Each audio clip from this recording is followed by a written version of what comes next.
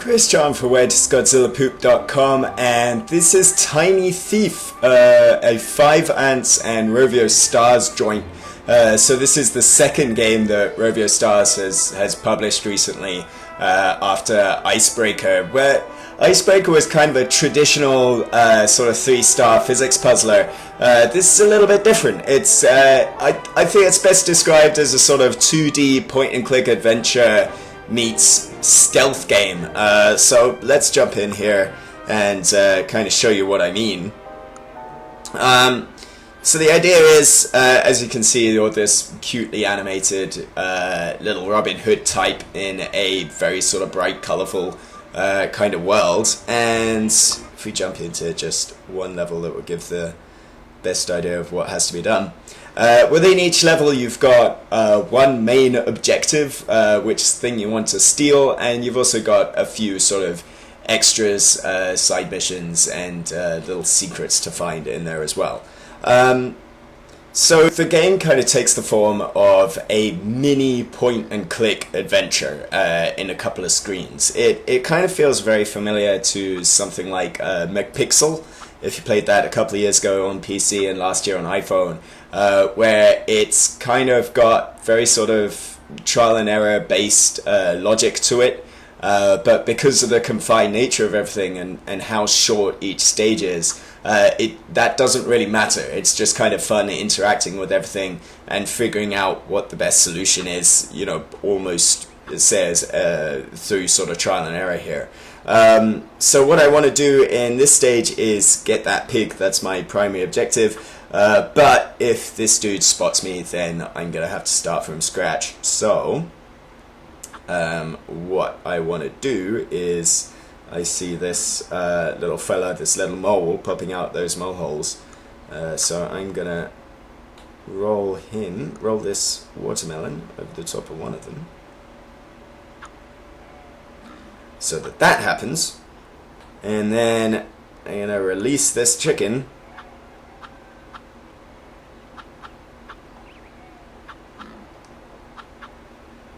Which distracts him, so that I can get these nuts. But he's going to run back the other way. So there is like, this is, you know, I've done this level before, obviously, but this is the thing. You have to figure out not only how each item in the stage behaves, but what order you should do things as well. So it does feel very much like kind of McPixel was, but when McPixel was kind of WarioWare-ish, where every stage was supposed to last 10 seconds or less, here you've got a little bit more time to think, and it's a much more kind of relaxed experience. So I've got my nuts. I'm going to tap along here. And the controls are just, you know, I mean, you touch where you want to go, and that's going to draw this raccoon out, because the raccoon would knock me out of this tree otherwise, so that I can grab the balloon. You just touch where you want to go, and whenever an sort of interaction is applicable, then that will become an option to you. So now I can stand on this because the mole is blocked off, so that I can release the rabbit. And what do you do with a rabbit? Well, of course, you attach a balloon to its tail so that a woodpecker can pop the balloon, a rabbit can gnaw through a rope, and free a goose. and now I can grab this pig. This is the sort of thing that would probably drive you spare if it was a puzzle back in the early 90s days. But because everything's laid out, you know, I mean, the logic is reasonably fair. It doesn't leave you completely at loss, and will kind of point you towards the right answers just by the amount of interaction that you can do with each item here. I'm going to free that ferret, which gets me an extra star. It really just sort of encourages sort of experimentation and that kind of thing, and it leads to this kind of fun scenario where you're almost creating the end of this cute little cartoon here. So if we see, now I've got 2 of those stars, but there's 3 secret items within each stage that I want to get. So I come back out. What I'm interested in is that So I just touch the upper window there, which sends the goose in.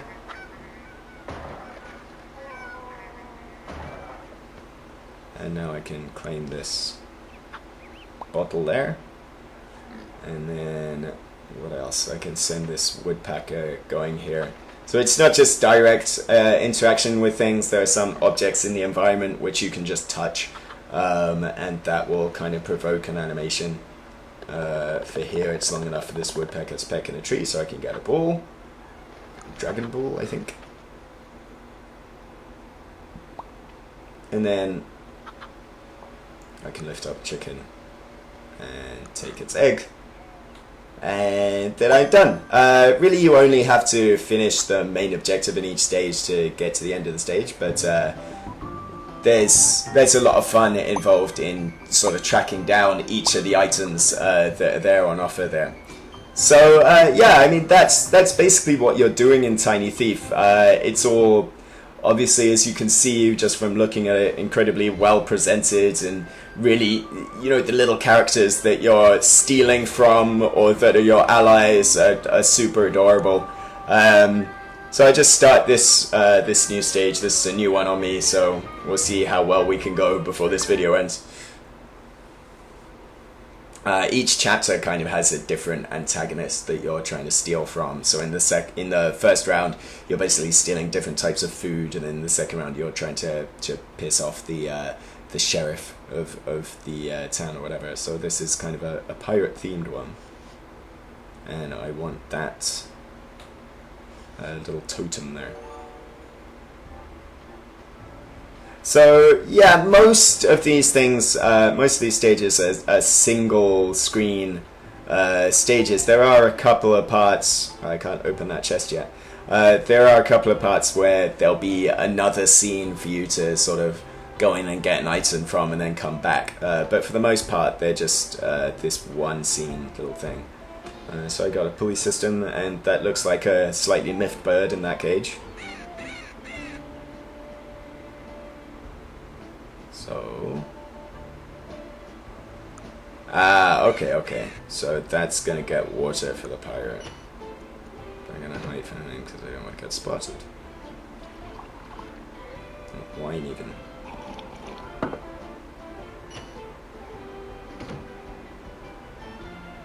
Alright.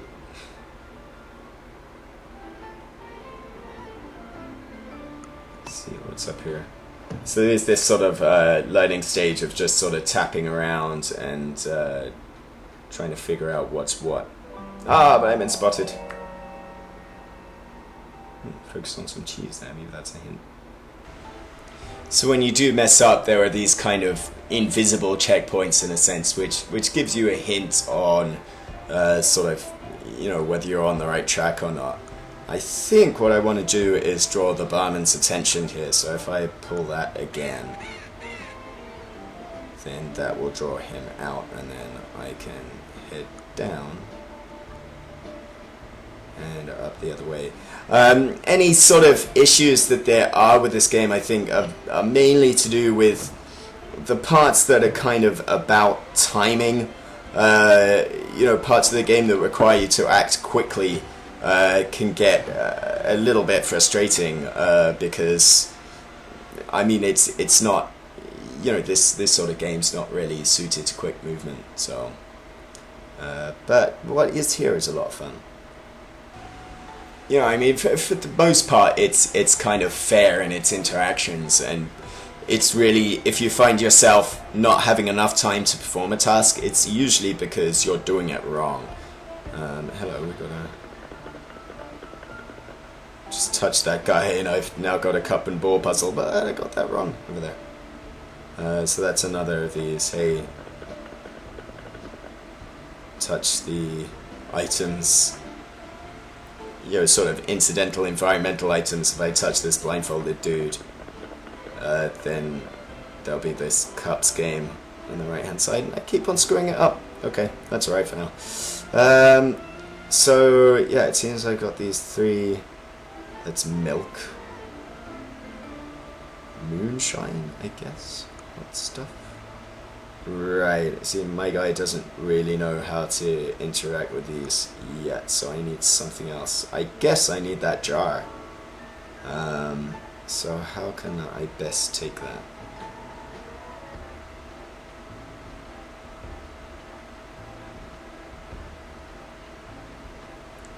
It's not working.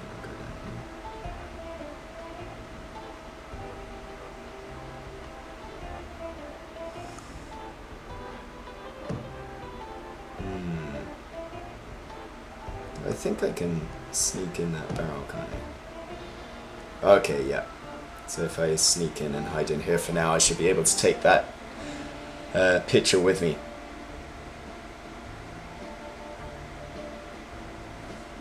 And I can do this. I can give this one more try in the meantime. Left. Be on the left. No. Dang it. Right, so I'll be taking that.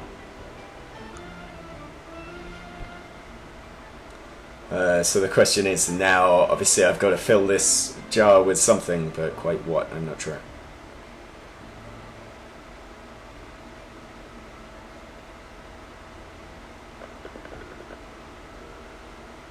It's never where I think it's going to be.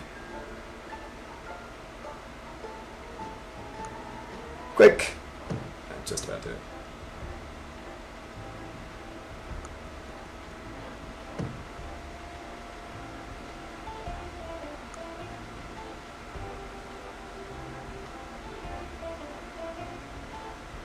I'm guessing he doesn't like the fiery stuff, so let's fill up a jar with that.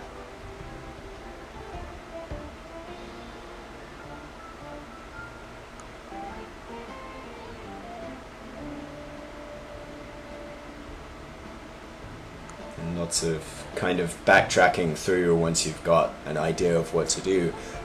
It's this kind of this kind of thing again, it's very beneficial to have these kind of small stages because it doesn't get too frustrating to have to back and forth and backtrack between too much stuff. I mean, if you think that's something like even recently things like the cave, it had you back and forth, traipsing back and forth between screens so many times that it got really frustrating. Middle. Arrgh. I'm gonna get spotted here, aren't I? Go quick. Ooh, just. So now I can come back here. Oh, I can open that case as well, so.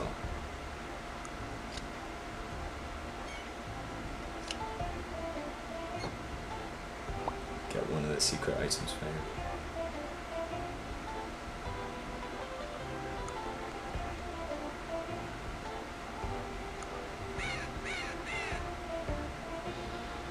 So now hopefully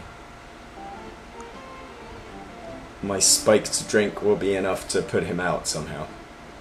Or maybe I need the moon drink will put him to sleep or something, I don't know. It looks the same as what he was drinking before.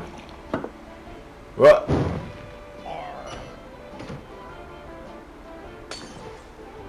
Well, it got me something. Anyway.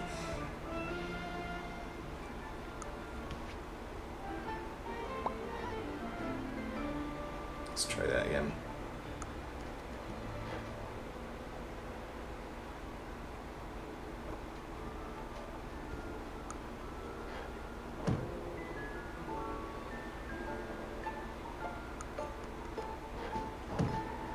It's just, I mean, really great presentation. I think that's like a theme, or it seems so far to be a theme through everything that that Rovio is publishing.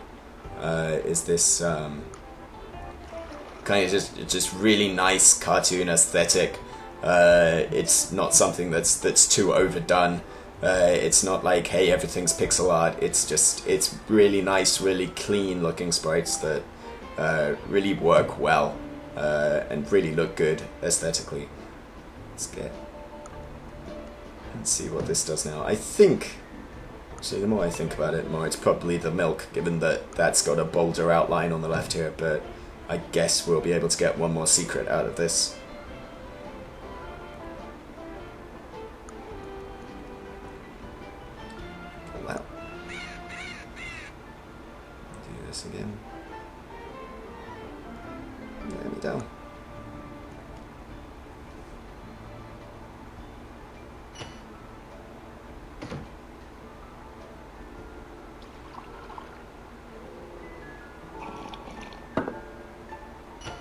Oh, there we are, I was right. So now I can take this. It's my main objective, but do I want to leave just yet? I think let's muddle around, see if there's anything else. Particularly this. I'm determined to get this cup and ball thing right. Yay! Finally.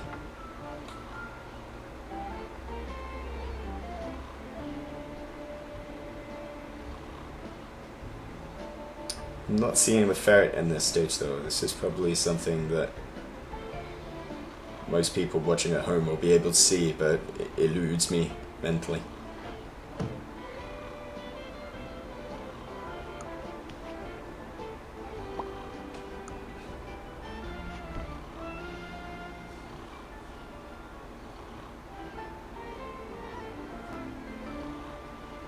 Okay, well, you get the picture. I think I'm gonna have to take that job back upstairs and go through a whole another convoluted sequence of waiting here to get this done. But yeah, I mean, you get the idea just from watching it here, and it's really kind of perfectly tuned stuff. It fits the touchscreen pretty well. These levels are really nicely placed, really nicely paced rather. Really kind of well done. There's been carted off onto a pirate ship, I think. You know, I mean, there's an awful lot of character in the animation and in the visual design and stuff. It's really nicely designed and a really nice little iPhone game. I really strongly suggest that you pick this one up. It's only a couple of bucks, 160 yen I think on the iTunes store. And yeah, do give it a look. This has been Tiny Thief. I've been Chris Charlton for wheredoesgodzillapoop.com. For more on this and an awful lot more besides, head on over to that website. Thanks very much for watching. Bye.